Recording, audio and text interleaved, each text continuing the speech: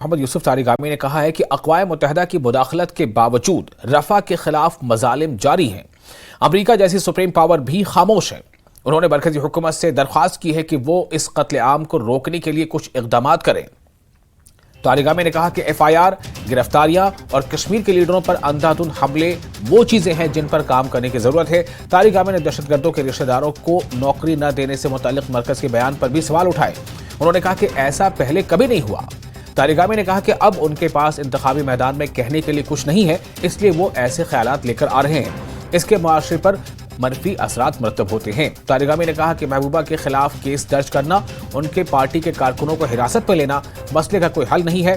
انہوں نے مفتی کے خلاف درج کیس کو واپس لینے کی مانگ کی ہے۔ طارقامی نے کہا کہ الیکشن کمیشن کو محبوبہ نظر آ رہی ہے، مگر یوگی جیسے دوسرے بڑے لیڈر زہر اگل رہے ہیں، لیکن کوئی اس پر بات نہیں کر رہا ہے۔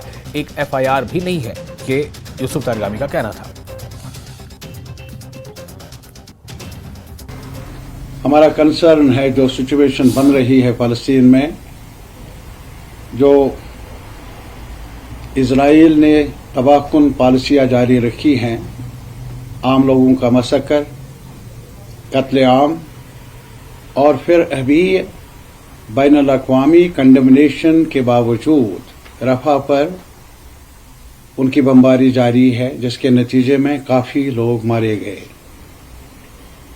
اور افسوس تو یہ ہے کہ جو سب سے بڑی طاقت مانی جاتی ہے امریکہ، ان کی ناراضگی بھی دکھنے کو ملتی ہے، لیکن اس کے باوجود بھی ان کی لگ رہا ہے کہ وہ دکھاوا ہے، بلکہ پشت پناہی جاری ہے۔ ان کے جو ہتھیار ہیں وہ بھی استعمال کیے جا رہے ہیں کھلے عام اگینسٹ رفح، ان پر وہ جو قتل عام انہوں نے جاری رکھا ہے۔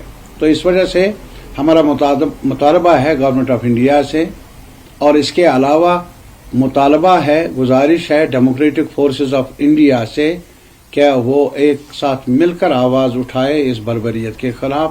یہ قتل عام بند ہونا چاہیے۔ یہ جو راجوری کا پارلیمنٹری کانسٹیٹوئنسی ہے، تو وہاں ایک کینڈیڈیٹ نے، معتبر کینڈیڈیٹ نے، ایک سینئر لیڈر نے بھی فارم بھرے، اور وہ کینڈیڈیٹ ہے، تو ان کو کچھ کنسرنز تھے۔ ان کے ورکرز کو گرفتاری کے بارے میں ان کو اطلاعات ملی تھی، تو لازمی طور پر سرکار سے بات کر لیں۔ سرکار سے اگر بات نہ ہو جائے، اگر سرکار بات نہ سنے، تو اور کون سا آپشن رہتا ہے؟ ارے پیسفلی کوئی پروٹیسٹ کر لے، اس پر بھی قدغن۔ اور آج یہ کہا جاتا ہے، جو ہمارا الیکشن کمیشن ہے، انہوں نے FIR درج کیا، نیا کچھ نہیں کیا۔ یہ تو FIR راج ہی بن چکا ہے، عملاً راج بن چکا ہے جموں کشمیر میں، خاص طور پر کشمیر میں۔ رکنا چاہیے یہ سلسلہ۔